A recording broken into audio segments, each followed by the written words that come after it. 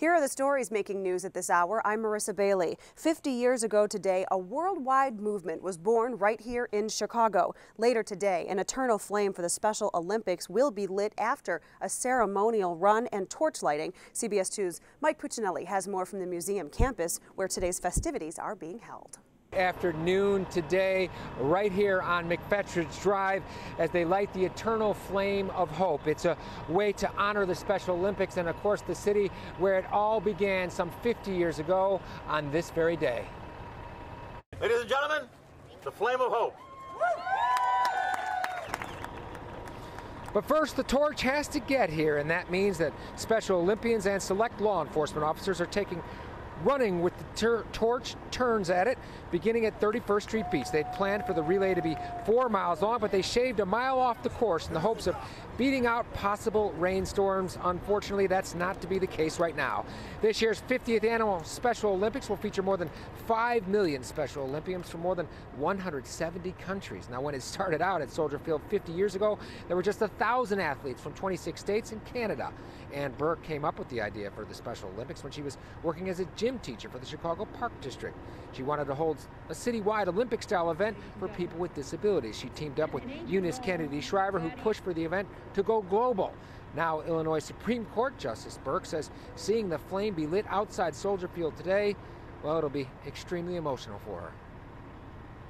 And that flame will be carried through Soldier Field by law enforcement officers to light our eternal flame, which will be a reminder for the world that Chicago started this movement. I understand you're taking part in the torch relay today. How does that feel? It feels great because I like working with my family, and I really like my sisters, Sophia and Mary. I'm very excited and very supportive of my cousin here. And back live now, where we're getting a little break in the rain, where you can see the flames from the monument reaching out just as the Special Olympics reached out to the world. Now, if you want to take part, you can do so tonight. Toyota Park, 4 o'clock. They want to pack the house. It's free of charge. There'll be some global soccer legends on hand. 4 o'clock. Be there if you can.